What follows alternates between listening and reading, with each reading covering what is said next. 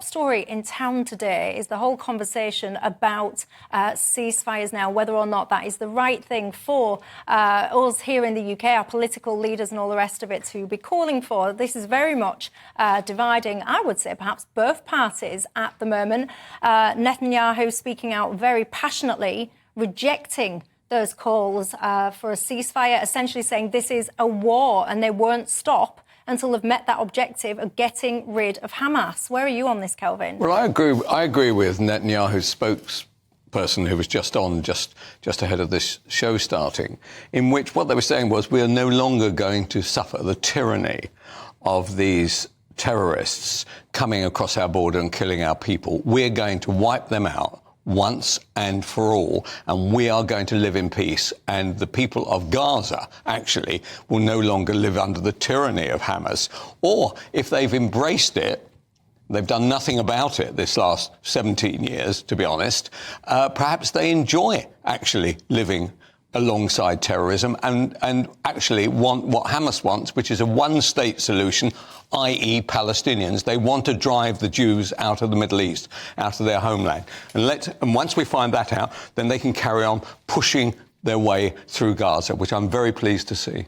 And where are you on it, Michael? So I think there's a couple of things to note here. First of all, you talked about Netanyahu's war aims. Now, I think there's actually a bit of a misunderstanding about what they are. I think lots of people, Keir Starmer today, seem to be suggesting that what they want to do is, with precision strikes, take out a terrorist organisation and then sort of allow some different regime to take over. So just press pause. Do you agree that Hamas is a terrorist organisation? Because I saw you the other day on Jacob Rees-Mogg's programme and you conceded that Hamas had committed a terrorist act. But then, as I understood it, as I interpreted what you were saying, you stopped short of saying that you regard them as a terrorist organisation. Yeah, so I think we need to be historical about what Hamas is and how they got to the position they are. Because they're not like Al-Qaeda. They're this sort of small sect group who wants to commit global sort of terrorism and a sort of Islamic revolution. Hamas came into power in Gaza partly as a result of Netanyahu, so the president or the prime minister, of Israel, being quite keen to strengthen them. And the reason he wanted to do that is because he has always been against a peace process. So everyone in this country says we want a two-state solution. Netanyahu doesn't. Hamas don't either, but Netanyahu doesn't. There was one faction in the Palestinian movement. That's not true, by the way. He doesn't want it under the circumstances of having a gun put in his head by a terrorist. Right. So Fatah, who are the organisation who renounced violence, they said we're going to go into a peace process with the Israeli government. It was the Labour government at the time. That fell through. And what Netanyahu has wanted to do ever since is say, we want Hamas to be the opposition, not Fatah, because so long as Fatah are the opposition, we have to engage in a peace process. He doesn't want to engage in a peace process, so he has literally told his cabinet that if we want to have the kind of greater Israel that we want, which means Israel, including the West Bank and including Gaza, what we've got to do is strengthen the opposition who will block a peace process. And so I think we're in danger of giving him what he wants if we say, well, you've created this organisation, you've bolstered this government, and now you get to say to the world, oh, they're like ISIS, so I have to bomb to smithereens 2 million people. But that's a fascinating history lesson, but it doesn't answer the question. But it's not true either. Michael's just making it up. Hamas had no intention, have never shown any intention of a two-state solution, whereas the PLO have and want one today, and I am certain that the outcome of this today, Michael, the outcome of this today, this terrible battle that's going on right now, as we opine on it, not that anybody gives a stuff about what the UK thinks, as we opine on it, actually will be a two-state solution is more likely than ever before. I need to drill down on this. Okay. I need to get clarity in my head, and I think my viewers would appreciate the clarity as well. That is interesting history. We can debate, whatever perspectives on it. But in the here and now, in the UK, Hamas is prescribed, as you know, in its entirety as a terrorist organisation. And do you share that description? Only if we apply the same term to the Israeli government. And I want to explain myself when I say that, because I know that will be controversial to lots of your viewers. It will really be. I know it will be controversial to lots of your viewers. That's why I want to explain myself. Shocking thing to say, Michael. I spoke to someone last Friday who lost 20 of his family members in an airstrike. Now, they weren't militants. They weren't member of any political party. They'd actually lived south of the part of Gaza, which Israel has told people to evacuate. And he lost his father, 3 brothers, 2 sisters, and all of their children, right? Now, that man, as you can imagine, is completely traumatized. In the West Bank, where Hamas aren't even in power, what we're seeing at the moment is settlers rounding up Palestinians, filming them, uploading, torturing them. What also happens in the West Bank is How do you mean torturing? So tying them up, stripping them naked, and then humiliating them on camera. So most people would recognise that to be torture. Right. Where did you see that? On the internet today, verified. Okay. Who verified that? Yesterday on Channel 4 News, you might have watched it. Yesterday on Channel 4 News, I don't watch Channel 4 News. They spoke to a family who lived in the West Bank, who described how they have settlers, so Israeli settlers, knock on their door and tell them that unless you leave your own home, we will kill you. Unless you leave your own home, we will kill you.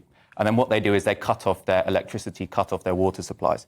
So what I mean to say by giving this explanation is there are extremists on both sides. There are very violent people on both sides. I'm not asking you that. I'm asking you, Michael, a specific question. And what you're doing, it will be very offensive to people. You're not answering my question. I've asked you, do you agree with the description that Hamas are terrorists? And what you're telling me is a whataboutery. You're telling me you're describing things on the other side of the coin. I'll come to the other side of the coin in a minute. I'm asking you, the government in this country describe Hamas as a terrorist organisation. A huge amount of people will absolutely categorically agree with that definition. Are you one of them? No. And the reason I say that is, well, no, so unless we also call the Israeli government a terrorist government, because by calling one side terrorist and the other side a legitimate state, what we are doing is putting our weight on the scales. Right. So we got there in the end. So you don't regard Hamas Although I do think that was an act of terrorism. Right, but you don't regard Hamas as a terrorist organisation? Not unless we also describe the Netanyahu government as a terrorist organisation. Why are we doing this? What about it? Well, because I don't really care. I don't care if we call them a terrorist organisation or not. What I care about is how we define them relative to the other side in the conflict. Right. What I think is very important is the other side, of course, is a democratic country that has been forced into this war because a collection of vile people have decided, I tell you what we'll do, we'll go over that borderline there and we'll simply wipe out anybody, children, parents, grandparents, we'll seize a load of hostages and we will kick off what is now happening. Right, so it's not as though the Israelis said one day, I tell you what, we'll go into Gaza. They didn't say that at all. They in fact, have facilitated the aid going through those to Gaza every day now for literally how long? How long is it? 17 years or however long it's been. The truth is that Israel would love to have a two-state solution. These people do not want a two-state solution. You know that, Michael. I don't even know why there's any argument about it. I mean, even the PLO hate the Hamas, for God's sake. You weren't listening. So what I said in my introduction... Yeah, I know most of that was fabulous, by the way. I think you just sit there and make it up. OK, so Hamas don't want a two-state solution. Fatah do want a two-state solution. And the argument I'm making, which is made in Haaretz, an Israeli newspaper, which Netanyahu has made to his own cabinet, is to say that he prefers Hamas as his opposition than Fatah as his opposition, because he doesn't want a two-state solution. He wants an opponent who takes up arms because then he thinks he can win. That is absolute nonsense. And by the way, it couldn't possibly get elected on a consistent basis in Israel if he was saying we'll have one rather than the other. It is ridiculous. The people of Israel, who I know very well, the people of Israel would do anything today, yesterday, and really for the last, 75 years to know that they had secure borders. And the trouble is that you are now an apologist for really the most shocking crime that even people who come from the left like you would even agree. I think what happened on the 7th of October was horrendous. I think killing civilians is horrendous. Okay, I think targeting and killing civilians is horrendous when both sides do it. And I also think the description you've given there is mistaken in a very important way.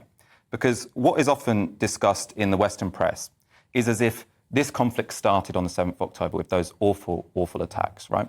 And this conflict didn't start on the 7th of October. As you say, for the last 17 years, Gaza has been under siege. Now, Israel will say, we're providing them with some water and some food. But they're also stopping any imports coming in. So Gaza cannot build up any kind of independent economy. In the West Bank, which is run by Fatah, who you're agreeing are sort of the moderates who want a two-state solution. Well, they're more moderate. They're not very moderate, but they're more moderate. The Israelis are still expanding settlements, and people need to understand what expanding settlements mean. So it's international law, and really the most basic international law, this is what we critique Russia for, where you can't occupy a territory and then move your people in. And what Israel has been doing Look, for the past Israel has 56 proved in the years- past they're prepared to knock down those settlements if there is a peace process. And I am sure that with a two-state solution probably nearer today than we think is possible, they will do that again. They've done it before and they will do it again. They are desperate for peace. Why should the Jews not be allowed to be in the Middle East? That's what the Hamas are doing. And that's what the enemies of Jewry generally in the world are saying. We would like to see you driven out. We would like to see Jews driven out of the Middle East, right, in order to satisfy some terrorist outfit who are prepared to do the most shocking things. It is a most upsetting argument, yours, Michael, honestly upsetting. The idea of accusing Israel of being terrorist is a shocker, an absolute shocker.